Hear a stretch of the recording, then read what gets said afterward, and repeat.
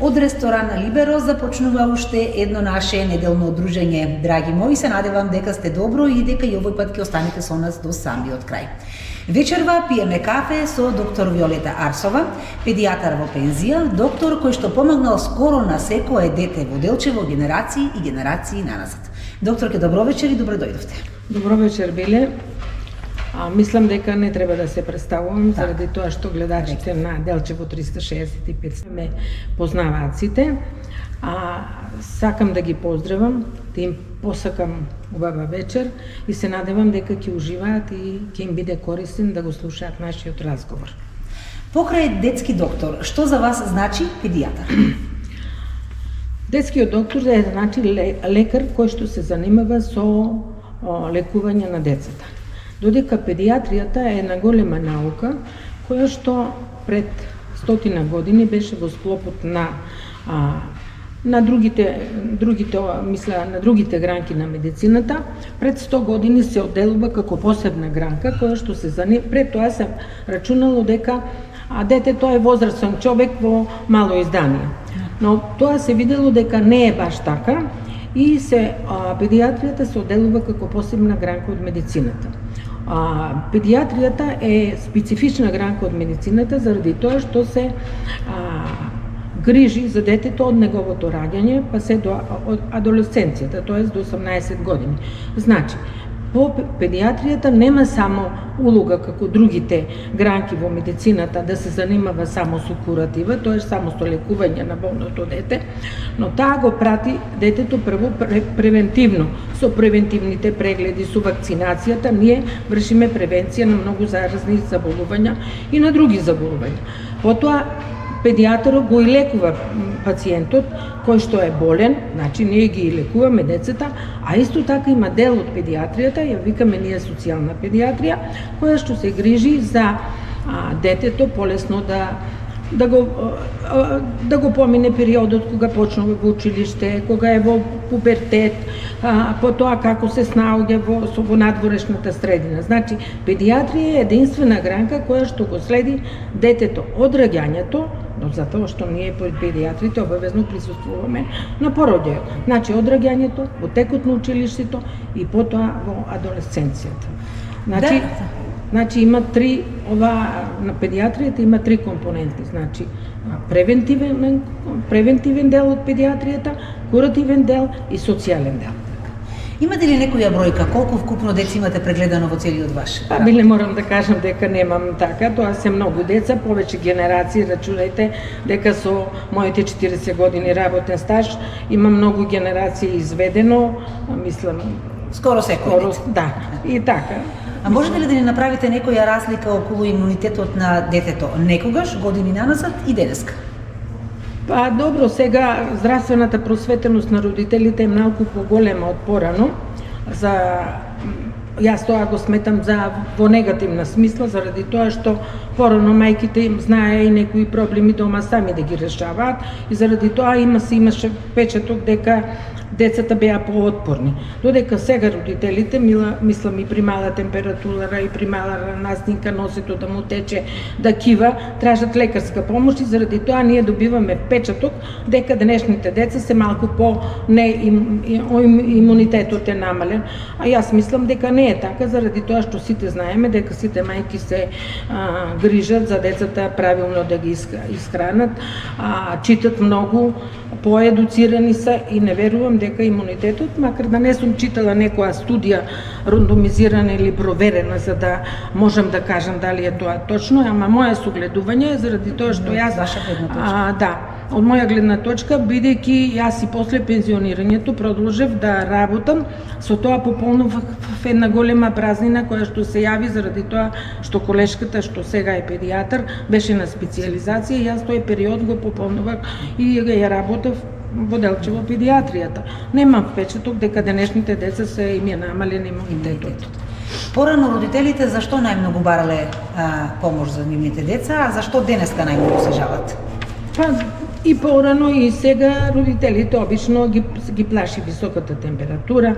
Ако е малку покачена температурата, тие брзат на лекар, брзат да ја намалат температурата и покрај нашите настојувања дека баш во тој период дете, да речеме, наш начин дека детето се бори против инфекцијата и дека не треба толку брзо да ја намалат температурата, за нив е така стресно ако детето качи температура, имаше докторко 39 температура, па да.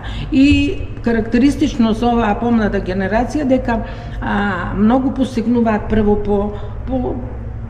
по химикали, по давање на терапија, полесно е на мајката, например, да даде парацетамол, да даде бруфен или не знам што да кажеме ќе му даде, например да проба прво да го истушира, да го измасира со ладна водичка, да го избања, што и да му да едноставно да му даде некој бабински лек да покуша да. Многу пати на мајките им јас настојувам и сега не сакам кое дете го донесат кај мене на преглед и денеска ако сум пензионер, постојано им повторувам на мајките, не им давајте веднаш парацетамол. Треба температурата да е над 38 со 34, па тогаш да му дадете антипиретик. Тие мислат дека парацетамолот е толку безазлезен лек. Ако знаат тие дека и парацетамолот е исто толку токсичен, колку антибиотико што му го дават, нема така лесно да го дадат. Ама такви сме ние, какви сме. А дали она што некогаш беше невоспитано или немирно дете, денеска е хиперактивно дете? Па да, порано да се употребуваше термин, тоа дете е невоспитано, лудо е, родителите не го воспитале дома, го пратиле тука ние да го воспитуваме и така натаму. Се употребуваа и други термини АДХД. Сега тој термин е, мисля, исклучен, макар да и сега некои лекари го употребуваат. Да, тоа е хиперактивно дете, но и на тоа хиперактивно дете треба споната помеѓу учителот, наставникот и педијатарот да биде поголема. На тоа дете му треба само мала помош му треба, за да тоа дете се вклучи во нормалната настава, за да не смета на другите деца. Тука голема улога треба да одиграт и психолозите во училиштето, за да можат да и помогнат и на наставничката да може да се справи со таквото хиперактивно дете, заради тоа што и секое дете заслужува можност. Секое дете, таквите хиперактивни деца обично се многу интелигентни и заради тоа се и такви поактивни, не може да трпат, но треба и учителките малку да ги разберат овие деца и да не мислат дека секое дете треба тие да го стават под еден терк, дека сите деца треба да седнат во клупа. Ама тука можеби да има проблеми со родителите. Не прифаќаат дека нивното дете е хиперактивно и не дозволуваат. Добро, ако е проблемо заради тоа, треба да наставникот или лекарот, педијатарот, ако го забележи тоа, треба да им советува на родителите, да ги викне двата родители да идат при психологот да се советуваат и да му пружат помош. Или пак учителката да најде начин како тоа дете да го смири. Например, јас ако сум учителка и ако имам едно хиперактивно дете, ако на тоа дете, например, вие сте ученичка, јас на вас ако треба да ви дадам 5 задачи, ќе ви дадам 5, ама на оваа хиперактивното ќе му дадам 15. Додека вие решите 5, тоа ќе решава 15. И на тој начин тоа ќе седи пак во клупата и нема на другите деца да им смета. Значи тука споната родители, психолог, педијатар треба да сите заедно да се работуваат за да таквото дете, мисля, го канализират и таквото дете може да си заврши една нормална школа и да не се дели од другарите, да не се дели од генерацијата и да не се дели од друштвото. Дали поимите анксиозност, депресија, веќе рековме интерактивност, интолерантност, постоеле и порано или се термини измислени во денешното време? Не, постоеше и овие термини и порано. Ние таквите деца, обично родителите ќе ги видат дека се затворени, дека дома не зборуваат, не кажуваат нешто, обично ќе дојдат, ќе се советуваат со нас, ние ги упатуваме кај што не треба, обично ги праќаме, имаме советувалиште за деца и младини во Скопје, па таму работи комисија која што е составена од повеќе профили, например, таму работи психолог, работи психијатар, работи педагог, така да се најде начин да се допре до таквото дете и оваа аксиозност да се намали, било со сеанси кај психологот, било со соодветна терапија. Ако прецени комисијата дека треба нешто, инаку сами на своја рака, мисля како матичен педијатар, јас некој пат сама не сум ординирала терапија на таквото дете или нешто. Обично ги праќавме во заводот за... Може би само денес многу повеќе се зборува. Да, јас мислам дека ние ги преедуцираме некои работи, макар да имаме, ама не толку. Да. Вашето мислење за антибиотиците? Мислам дека многу даваме антибиотици, затоа што многу даваме антибиотици сме криви ние лекарите, многу криви се и родителите. И покрај тоа што денеска во лекувањето, за разлика, например, јас кога почнав како педијатар, имаме многу алатки со кои што можеме да видиме дали на детето му треба антибиотик или не. Имаме тука во Делчево одлични лаборатории, кои што можеме да направиме крвна слика, да направиме размаска, да видиме број на лимфоцити, на леукоцити, ЦРП. Па ако сите тие резултати на нас не отстапуваат, а детето има температура или не, ние можеме со тие резултати да кажеме дали е вирусна инфекцијата и дали е бактериска инфекција. Ако е бактериска инфекција, се разбира дека ќе ординираш антибиотик спрема антибиограми или така. Ако е вирусна инфекција, ќе кажеш на родителот дека треба да е зголеми отпорноста му, да му дава течности, да му дава антипиретик, да одмара детето. Многу е важно детето кое е болно да му се дават течности, да одмара дома и така. А од друга страна, ако, например, тој ден родителот те послуша, до вечер ќе го одведе на други 3-4 доктори, додека не го натера некој од лекарите да му препише антибиотик. И тука ние сме веќе немокни. Заради тоа не се дешава тоа што не се дешава. И резистенција спрема лековите, према антибиотиците се. И за нас колку и да измислуват нови и нови антибиотици, се нема да ни стигат. Вашето мислење сега по околу вакцинацијата, понапред се знаеше ќе стигне покана на родителот, мора да го носи, сакал некој, вакцината мора да се прима. Што се случува денеска? Јас работев во последните години кога работев на државно, работев повеќе вакцина. Не сме имали никаков проблем беле со вакцинацијата. Така, испративме покана, родителите ќе си го донесат детето, ќе го прегледам јас и така. Не знам сега, една хајка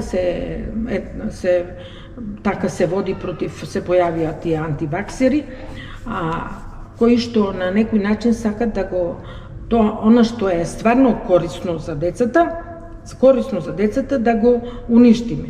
Благодарение на вакцинацијата, ние кај нас немаме многу заразни заболувања, од кои што смртноста е многу голема. Не знам зошто родителите се плашат со некоја вакцина која уназад се употребува веќе 100 години. 100 години, значи таа вакцина и болеста не постои. И болеста не постои, благодарение на тие ние немаме дифтерија, немаме тетанус, немаме пертуси, срцева кашлица. Јас во сега, например, 5-6 месеца видов дете со пертусис. Случајно патувало во странство и се вратило тука со пертусис. И не од Делчево, мисла, луѓето беа тука на гости и го испративме за Козле, направија типизација и испадна дека е пертусис. Не знам зошто тоа се води, кога сите овие години јас работев со вакцина и не сум имала никакви проблеми. Највеќе вакцината тука е против МРП-то, против морбилите.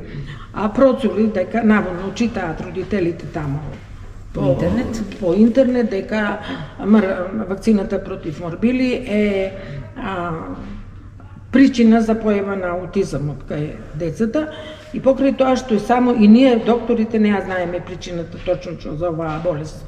Уште не ја можеме да најдеме, да кажеме. Јас во моите 40 години стаж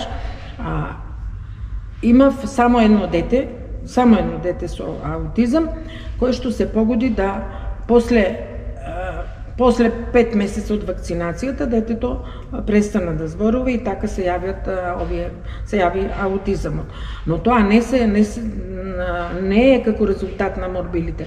Тоа беше како резултат на тоа што јас како лекар и мојот тим што беше тоа, не сме го препознале заради тоа што детето беше мало и при мало дете ти не можеш да видиш дали прави контакт очи во очи, дали плаче со солзи, дали се смее, дали се обреке кон родител кога. Тука сме ја направиле превидот е наш, а не дека се криви морбилите за да се појави аутизам. Ама луѓето не може. Јас од една страна ги оправдувам родителите за тоа што секој се грижи за своето дете, па си вика ја ќе го однесам на вакцина, па ќе се појави аутизам. А од друга страна па и не можам да ги оправдам заради тоа што еве на пример во соседна Бугарија ние имавме морбили и тоа голема епидемија на морбили. А ние во Делчево колку патуваат бугари во Делчево? Ние немавме ни едно дете со морбили. Немавме ни едно дете не се појави со морбили, немавме. И значи вакцинацијата е таа која што ние беме како тампон зона. Значи добро сме ја вршеле работата, добро сме ги извакцинирале децата и заради тоа не се појави кај нас морбили. Имавме во Албанија полиомиелит, тоа е детска парализа. Ама ни едно дете од кај нас не се разболе од полиомиелит, која што беше вакцинирано. Немаше. Ни едно дете не се разболе. Ама родителите не размислуваат така. Нивно право, нивно дете. Нивно право, нивно дете са. Макар да невакцинирањето во другите држави се санкционира. Заради тоа што ние ги вакцинираме по календар и по закон, кој што е донесен уште од бивша Југославија, закон за заштита на населението од заразни заболувања. Тој закон не е сменет, само са додадени некои вакцини. И вие ако живеете во една држава, вие не можете законот да не го почитувате. Значи, мора да го почитувате закон. А тоа е со закон. А ние не сакајќи да ги вакцинираме децата, ние го прекршуваме и законот. Спомнавме нешто пред малку, ма еве уште еднаш да повториме. Потребно ли е при секој мал здравствен проблем веднаш да се бара лекарска помош или можеби треба прво да се оди на природни лекови и колку всушност природните лекови можат да помогнат? Во некои услови можат и многу да помогнат и мисля порано не ги носеле толку децата на лекарот, причини што немало толку лекари како сега што има. Еве јас ќе ви кажам, кога почнав како општи лекар, нашата општина имаше 17.000 жители, а ние беме само тројца во Делчево и еден беше теренски лекар. Значи не можеа да дојдат на ред да ги носат за се нешто. Родителите беа научени, например, ако има температура малку покачена или носето му тече, или грлото го боли, да му врзат малку црн пипер, ракија на грлото, едноставно да му дадат некое чајче, лимонче и така, да го избањаат, да го истушираат, да го измасираат целото тело. И поминуваше. На тој начин децата стекнуваа имунитет, се ствара антитела против различни заболувања. А ние сега гледаме колку можеме тој тек на болеста да го намалиме. Има ли некоја случка од вашето работење која ќе ја паметите цел живот? Без разлика дали е добра или е лоша. Види, Биле, ние сме лекари кои што другаруваме и со смртта, но другаруваме и со убавите моменти. Имаме многу случки, многу убави случки. Јас ќе ви раскажам само една сега. Јас кога завршив специализација, бев одговорна и на брзата помош и кога немаше лекар, јас и дежурав во брзата помош и ние околу 1 часот беше така, влегува човек влегува во здравниот дом и вика брже докторко, жената вика ќе ми се породи во колата. И сега трчам јас, трча акушерката по мене со ташната, трча и родител. И кога ќе ода јас на паркингот пред здравниот дом, гледаме на кола, тража ја, кога ќе гледаме едно фичо толкаво така малечко, у фичото дедото, мајката, По-големото дете, а детето веќе излегува. И сега може да завршите која јас и акушерката влеговме во фичото и успеавме во едно фичо 6 души и да го породиме бебето. После се јавувам на акушерката од Каменица и викам зошто ги прати луѓето тука. Вика докторко, јас не им рекох да идат за Делчево. Ја им рекох да тргнат, вика, за Кочево. Ама они са преценили, по-близко им е Делчево, по-далеко им е Кочани. И за това са тръгнали. И ние в фичето успяхме да го породиме бебето от Каменица. Здраво и живо. Да, здраво и живо.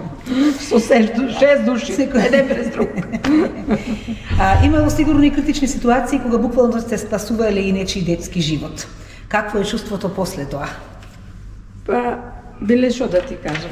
Задоволството е много голем, кога знаеш дека си спасил некој млад живот, кога си подарил еднина на некој. Не можем да го опишем тоа.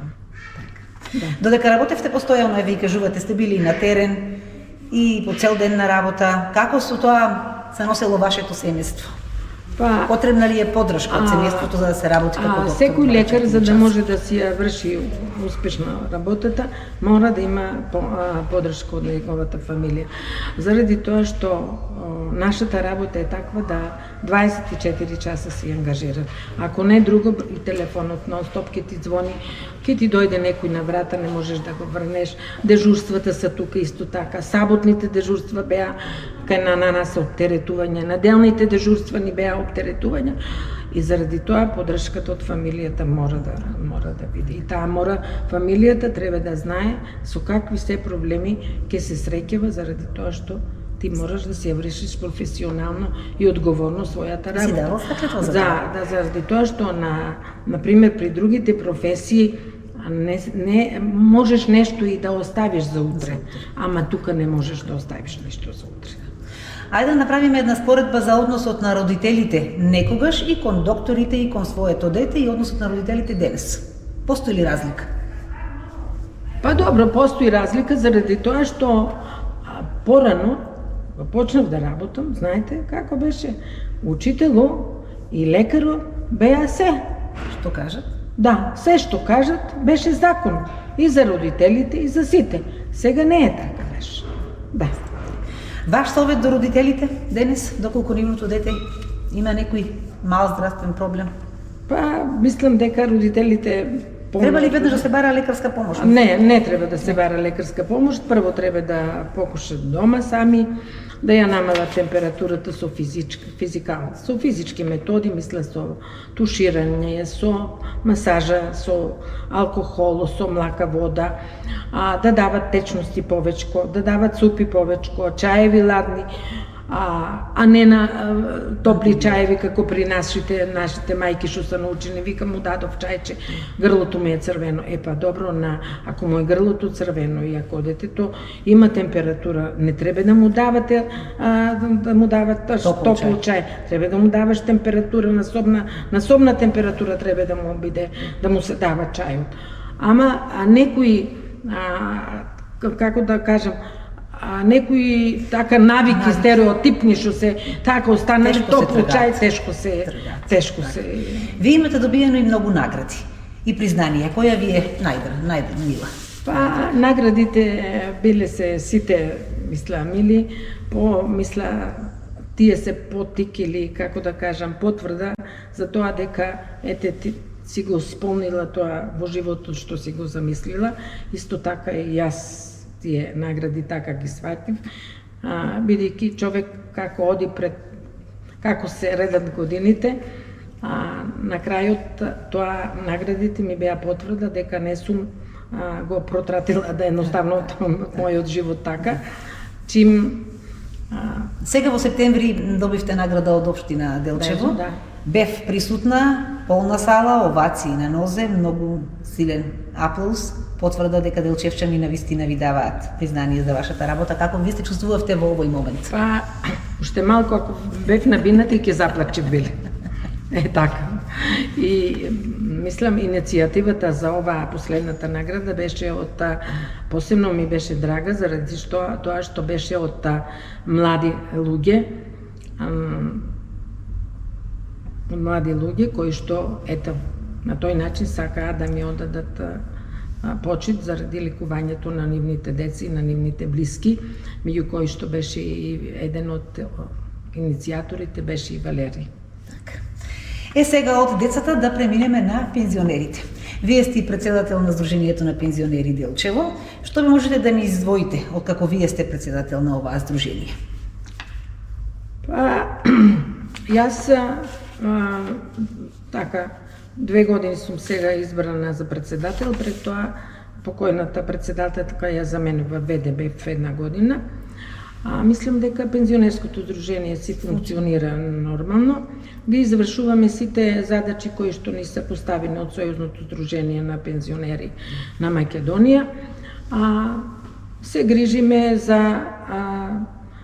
за пензионерите колку можеме да ги организираме, да им го организираме животот. Изведуваме екскурзии, например, за да може да правиме чајанка, за да може да се дружат, да се забавуват. Ако немаме покани за на други места, одиме ги водиме пензионерите. Исто така, јас, знаеш, биле професионална деформација, многу често држам предавања од областа на медицината, се што е нешто актуелно, например, претходната недела имавме неделено одбележување за на шеќерната болест, го викнавме, предавач ни беше... Дали има доволно пензионери да ги слушаат предавањата? Има ли интерес? Нема многу интерес, не имаме 3600, имаме пензионери кои што стално си доаѓаат, заради тоа што бесплатно им мериме шеќер, слушат. Ние го организиравме предавањето така да поканивме човек од Сојузното, мисля од Дружението на диабетичари од Делчево, па им делевме водички, па им делевме кисели јаболки, тоа треба да го јадете, а не другото, и така, за да им го направиме малку поинтересно. Со кој е полесно да се работи, со децата или со пензионерите? На мене ми беше полесно со децата, многу полесно ми е да работам со децата. Јас сум се одучила да работам вече со пензионери, со возрастни, ама така, ќе издржам ова. Некои нови активности или идни планови врска со Сдруженијето на пензионери?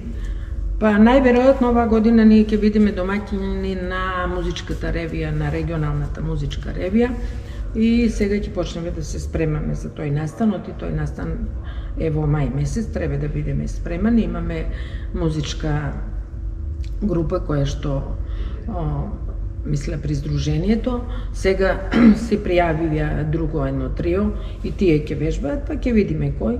Иначе ќе учествуваме сигурно и на спортските регионални надпревари. Имаме си комисии за тоа, тие си одговараат, јас тука не се мешам ништо и така. Навистина ми беше многу мило што вечер разговаравме, направивме добар разговор, се надевам дека ќе се допадне. Се надевам дека ќе ви посакувам се најубаво, па ќе се дружиме во некоја нова среда. Ви благодарам на вас. Вам, почитувани гледачи, ви благодарам за вниманието. Се гледаме следната недела. Добра ноќ.